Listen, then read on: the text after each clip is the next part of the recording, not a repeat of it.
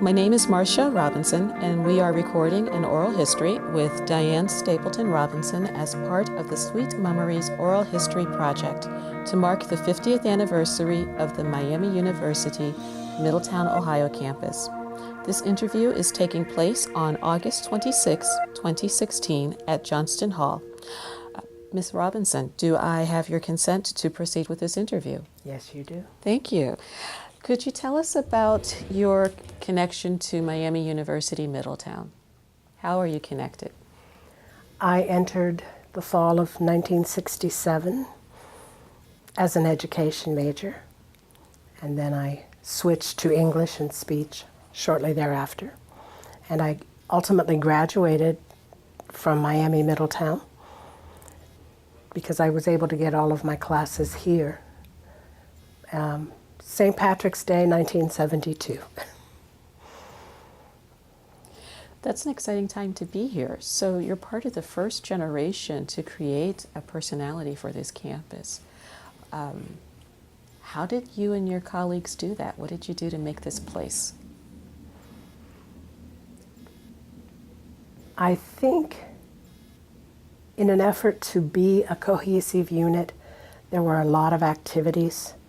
And like high school, you learned that the more you got involved, the more fun it was. Sometimes I'd like to go back and take my classes again because I was so busy with the extracurriculars that, yes, maybe I slanted those a little. So what activities got your attention? The first one was choir, because I have been singing all my life. And then cheerleading, because everybody wants to be a cheerleader, right? So they were having a basketball team and they wanted cheerleaders, so I tried out for cheerleading. My sophomore year, Student Senate, and then later, theater, especially once Finkelman was built and the campus community players became a reality.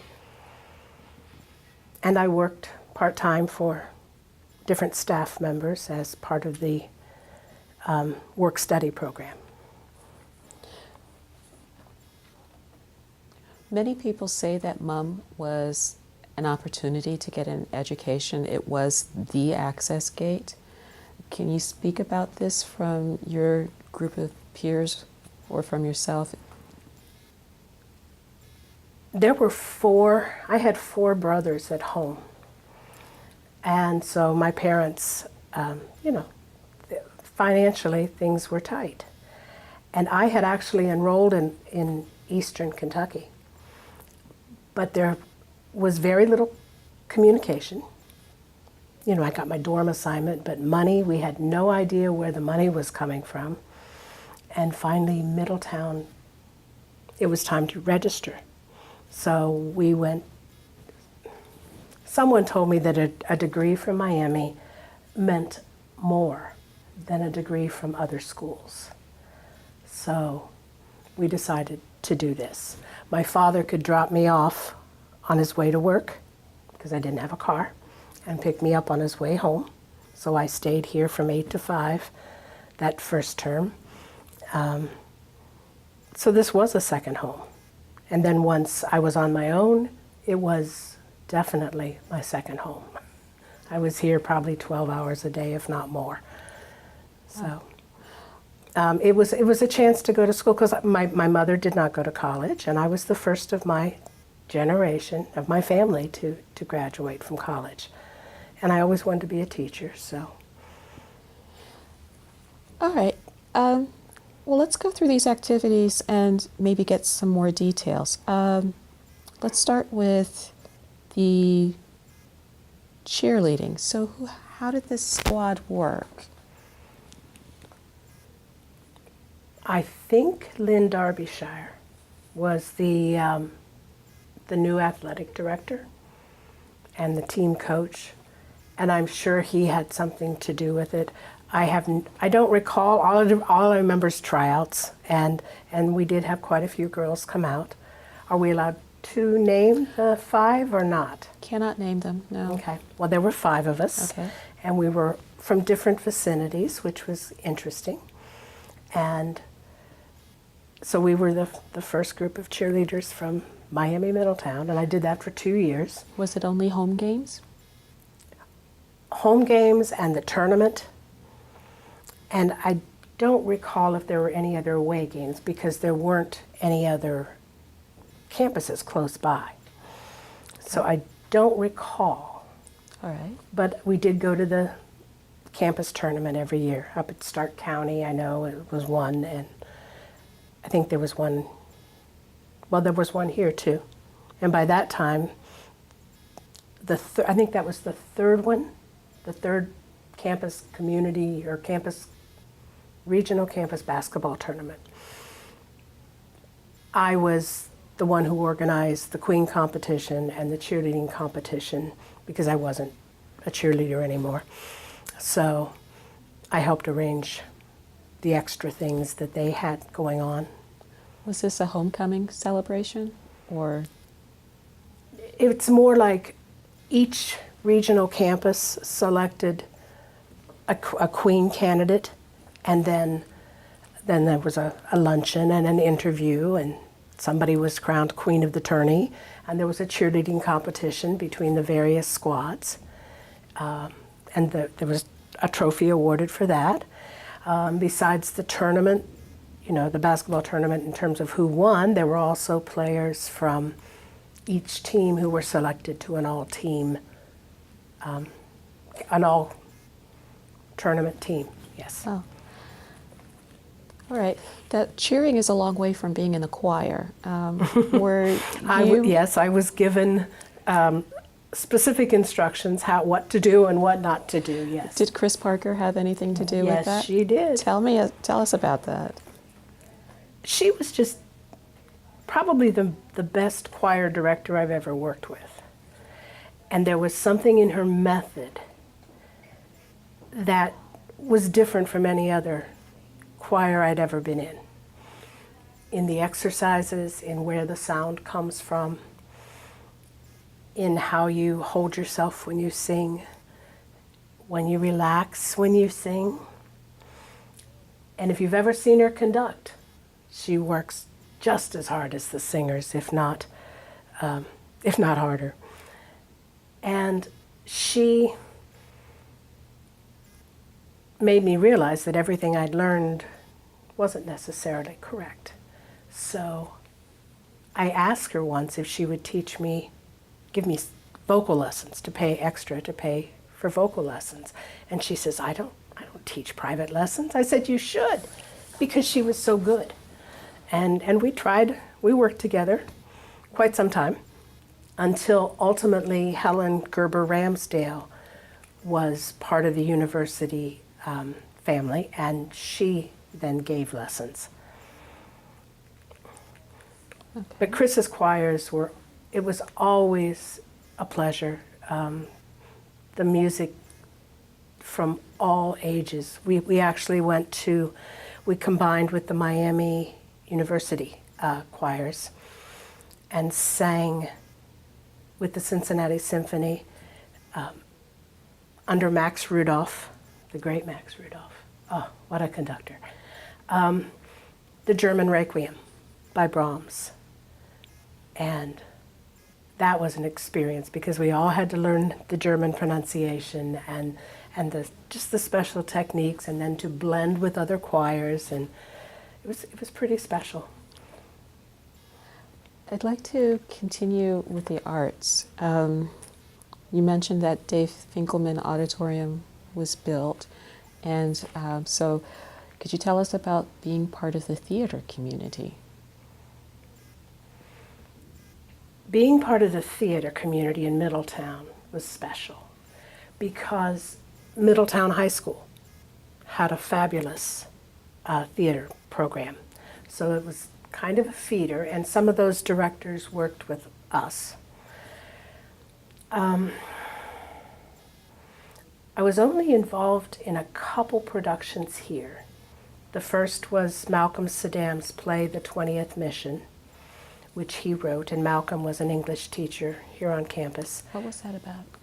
That was about a fighter pilot and what he went through from going into the service until being asked to shoot down other pilots.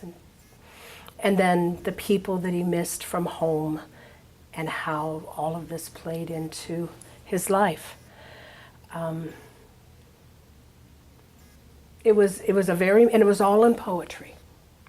It was all in poetry, Malcolm's poetry. And it was lovely. Dave Ballard directed it. And it was the first production at Dave Finkelman Auditorium. I didn't do any of the drama. I sang. I did things from the back of the auditorium and different places. The acoustics in Dave Finkelman Auditorium are the best. And didn't use microphones, didn't need microphones. So I just added musical notes in various places throughout that production. You mentioned, before we started recording, you mentioned a couple of other productions. Was there a Pirates of Penzance? In 1974, the Campus Community Players and the Middletown Symphony did a joint production of Pirates of Penzance. And of course, none of us had ever done Gilbert and Sullivan. And you know, that borders on opera for those of us who only sing musical theater. So it was an amazing production. It was a challenging production. It was directed by Jim Martin. He was the symphony director at that time. It was double cast. I played Edith some performances. I played Mabel some performances. And another student played the other. So we enjoyed that. And we rehearsed at the Gardner House, which at that time belonged to the university. And it was this beautiful mansion with these rooms that echoed. So that's where we did most of our rehearsal until it came time Where to is that? It's on Titus, I believe. It was down by the Barnett's Bank. Okay. It was a big yellow house with built-in cabinets and built-in it was just lovely. It sounds like MUM not only gave people an opportunity for education, but also an opportunity for culture. Yes. Claire Easton, who was the director of, what's the term? The Artist and Lecture Series? Well, she was the director of the Artist and Lecture Series and the continuing education program. She brought in all of these groups that, of course, none of us had ever seen or heard, and many times they would give a performance in the afternoon in Johnston Hall, and then they would have an evening performance at Johnston Hall or later Finkelman. But she opened doors for many, many students. There was a social board to arrange dances and concerts and things like that on campus. And Claire,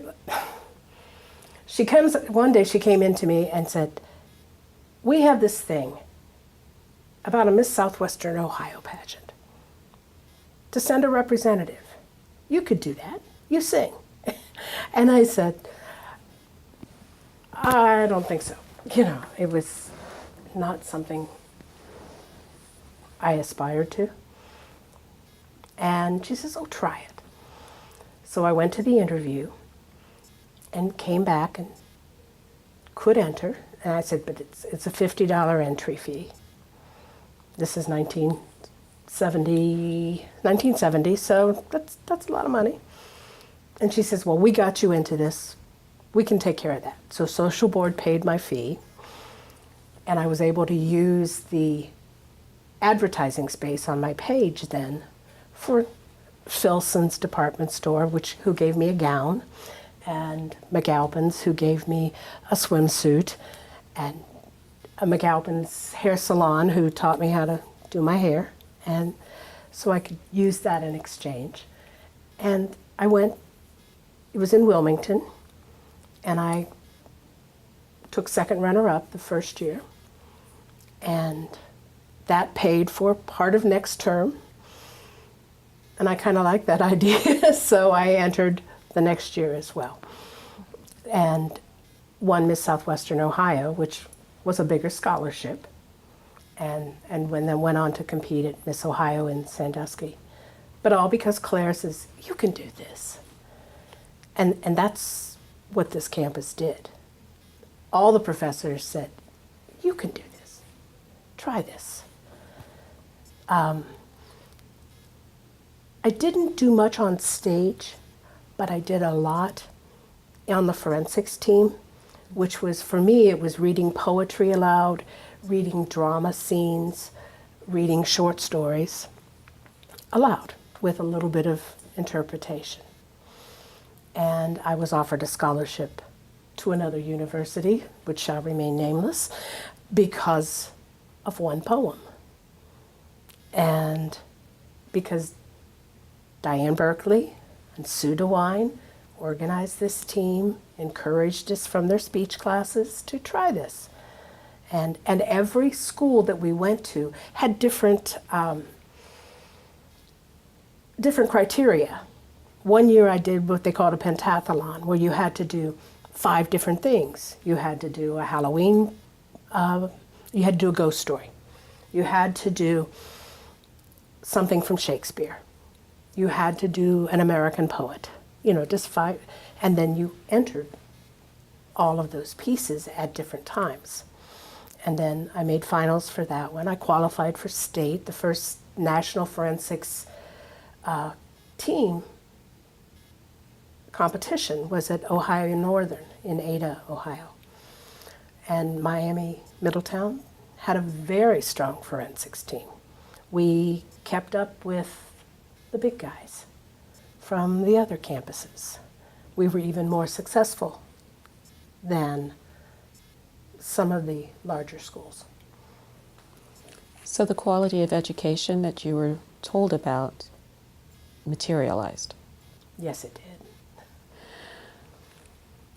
The activities that you're describing feed into the major that you considered. Mm-hmm. Could you tell us about that decision to choose the major?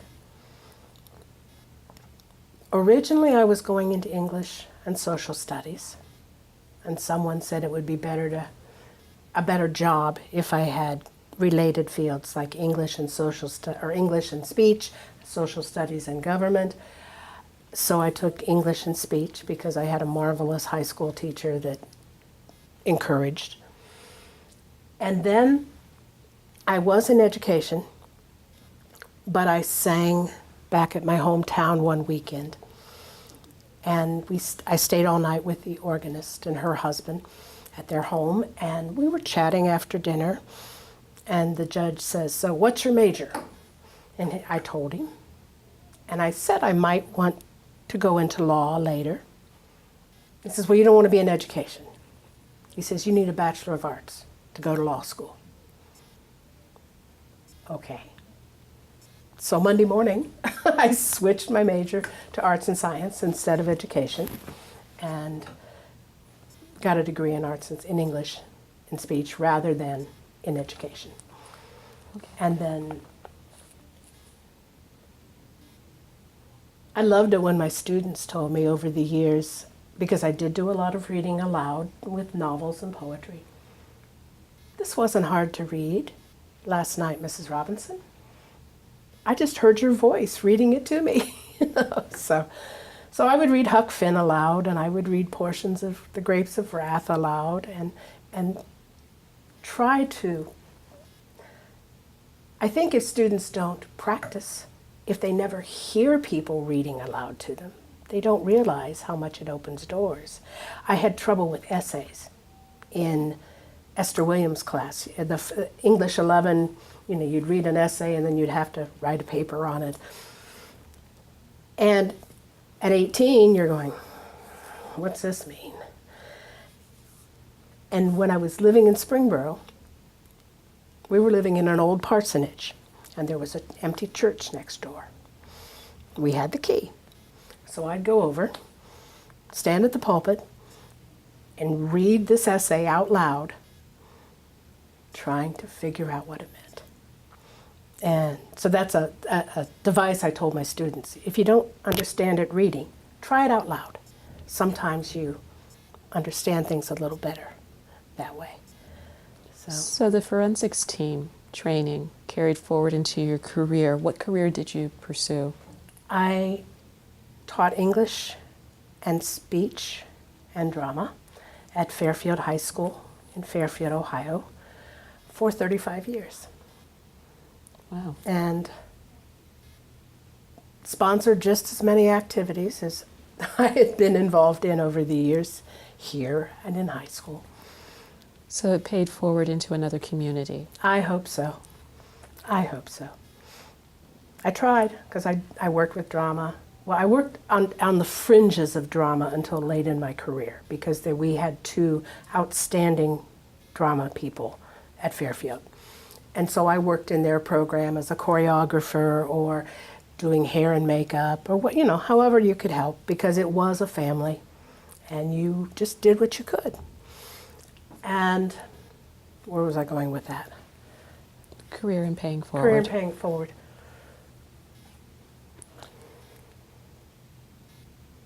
I was a drill team sponsor for a dance line. Whatever skill I had, I picked up at Northmont High School under that band director. May I say his name? He's passed on and he's a legend. His name is Richard Cool, Dick Cool, and he was a dynamic director. He was the head of the program there for years and years, and I had some time with his team before I moved. So I was the dance line sponsor at Fairfield.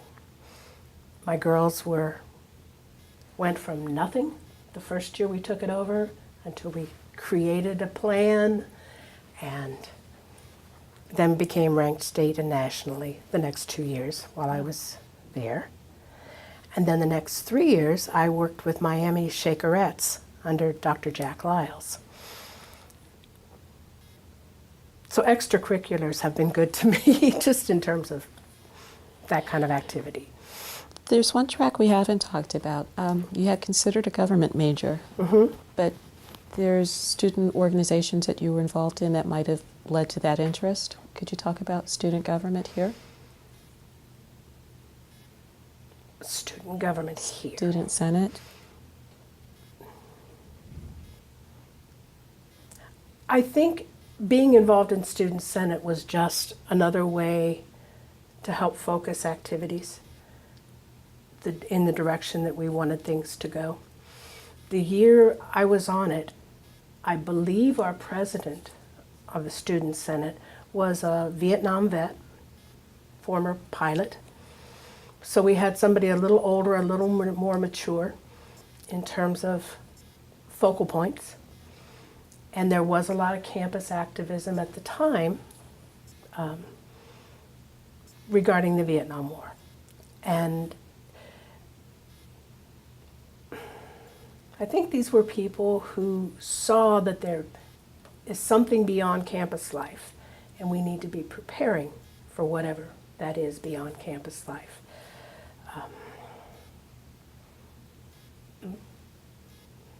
I just wanted to be involved and help where I could.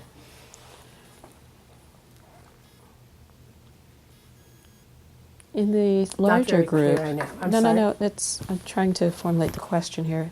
In the group discussion, we spent a little bit of time talking about the Vietnam War and the changes in the draft, but we didn't get in depth into that. And so it's news to me that there was a veteran who was president of the Student Senate. Without naming any names, are you able to recall any of the demonstrations or activities for or against the war? The one that comes to mind, and I want to say it was probably my junior year, maybe my senior year, there was a very large day-long protest, or just out here outside the library, and with music and speakers. Many of the professors spoke, just expressing the concern. And I was talking to Miss Orth about the newspapers. The newspaper staff was highly intelligent, the kind of people who looked for in-depth stories and tried to make it matter. Because sometimes I think people don't understand how important the war is, the government, the activities in government, that we don't understand until somebody with the right articulation explains it to us.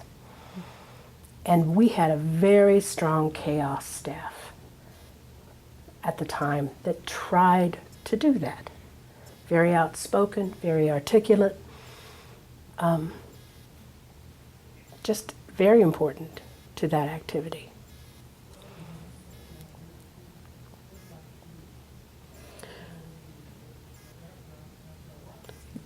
You did not grow up in Middletown, so you may not have heard about the conversations about starting the campus. Is that correct? Correct. Okay. It was here when I walked in. It's like, thank you, Middletown. Did other people from your hometown attend this school? No. I walked in here the first day. I attended high school in Dayton, moved to Washington Courthouse, Ohio, attended Miami Trace High School, graduated from there. And the summer after I graduated, we moved to Springboro. And that's when I enrolled in the campus. And then my father had a job transfer again, and my family moved to Mount Vernon, Ohio. So I was already enrolled, and I was very concerned Mount Vernon had an area campus, but it wasn't Miami, it was Ohio State. And so the minister found me a lady in the town, Springboro, and I roomed with her. She was 78 years old, and her family wanted someone in the house with her at night. And it was this big Victorian house. Her name, I'll tell you her name, her family wouldn't care, Sarah Fry. She was just the kindest, funniest woman. She was just dear, just dear. Charged me $7 a week, room and board. $8 if she did my laundry. Taught me to turn off lights and TVs. Taught me to look at the bright side, because she'd had a lot of tragedies in her life, and learned, when you need to move forward and what attitude you should take. She was wonderful. She would shovel her walks, 78 years old. She would read teenage romance novels because they were big print. Back then there wasn't quite the focus on larger print. But because they had big print, she'd read it. She never knew on Sunday whether she'd have 3 of us for dinner or whether there'd be 30. She cooked dinner and whoever came, and sometimes there were 30. She had to go to her room sometimes to rest because there was so much going on in her house. And when you think of a lot of people who are lonely, Sarah was never lonely. She lived to be 97. I sang at her funeral. They told stories about her, and you just laughed and laughed.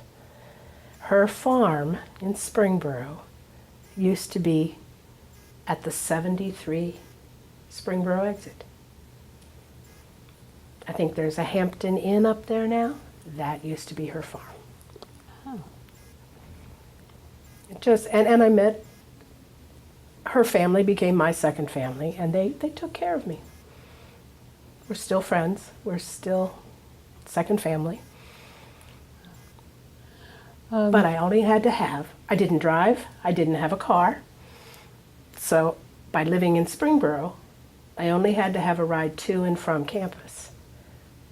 The rest of the places I needed, like a grocery store, drugstore, doctor, laundromat, were all within walking distance.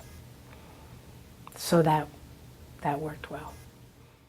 We were about to discuss the family environment here at Miami Middletown. How would you explain that, and who would be other members to lead that family besides Chris Parker and Claire Easton?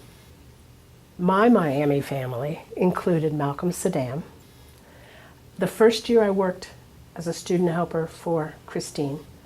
The second year I worked for Malcolm and Dave Ballard and Claire Easton. Between them, they gave me 20 hours a week. And I made posters because we didn't have the printers and the computers, so I made artist and lecture series posters to get myself through school. Malcolm saw that I was here when I was here we're helping Christine my freshman year. And Malcolm saw that I was here 10, 12 hours a day. And he's one who said, well, come here, sit down. And he let me go in the teacher's lounge, and he'd share the lunch meat and cheese that he bought for his, because he had been there for his evening class, and he'd gone out and bought this stuff, and come, or always made sure I had a meal. Always, Claire, Dr. Bennett, all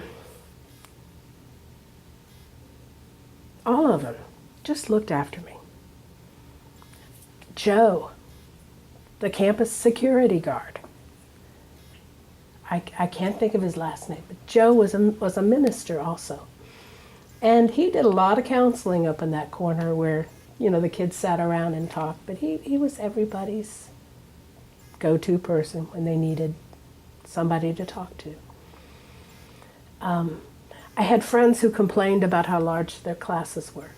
The largest class I had was Dr. Bergstrom's biology lecture, and maybe 100 people. But he still knew us, answered questions that we had. I always felt comfortable going up to the third floor or the second floor and asking for help and getting help with my class, with Esther Williams was my very first English teacher in the introductory composition class. And Esther was a retired high school English teacher. So for me, what a role model. Professional and amazing, articulate, not like me. And she was also my advisor and my student teaching supervisor.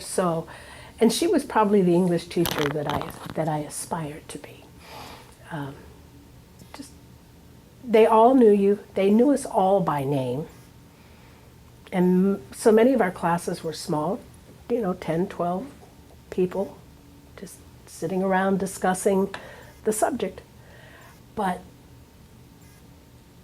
like I say, I wish now I could go back and reread, relearn, now that I've had time you don't know some subjects until you teach them. And then you start learning all the background material. But Phil Hines' American Lit class introduced me to Mark Twain. And I have become, a Twainiac, as they call us. And one of my great joys since I retired is I see as many of the Hal Holbrook, Mark Twain Tonight shows as I can. Because to see this icon, well, they're both icons now, Mark Twain and Hal Holbrook, to see it come to life. But I saw my first Mark Twain show on a date with a friend from Miami Middletown in 1971. So. Awesome. Is there anything else that you would like to share with us to the record for future readers of this interview? I'll always be grateful for the way the staff took us under their wings, showed us that college wasn't quite as scary. We didn't have the diversions that kids who live on campus do. Most of our life was here, or maybe up at the Student Center. But with that hill for Student Center, a lot of times it was Johnston Hall. Nobody wanted to walk up there. I don't think I would have been able to go to college without Miami Middletown.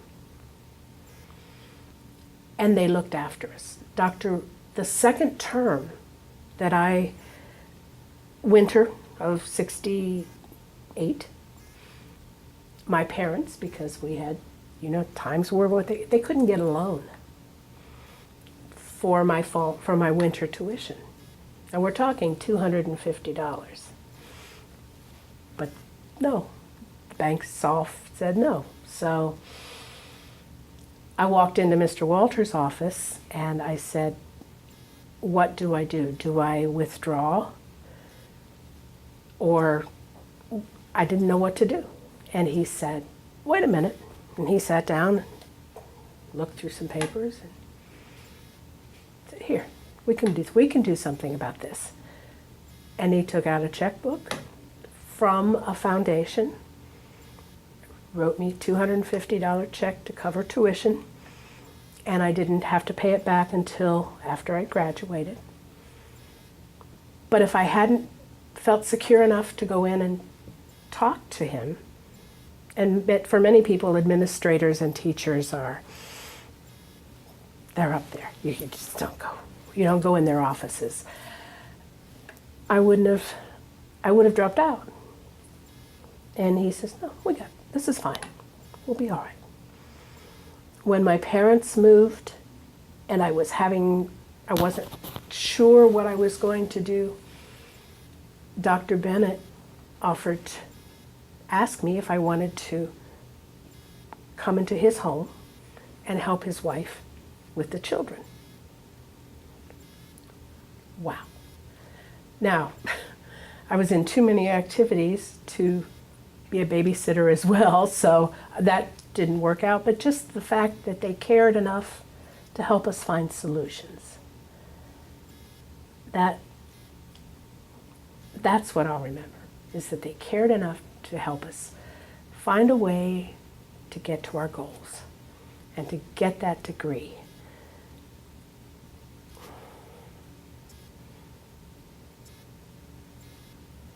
It was a very special time for me here. Thank you. Mm-hmm. Do I have your permission to end this recording? Mm-hmm. Yes. Thank you.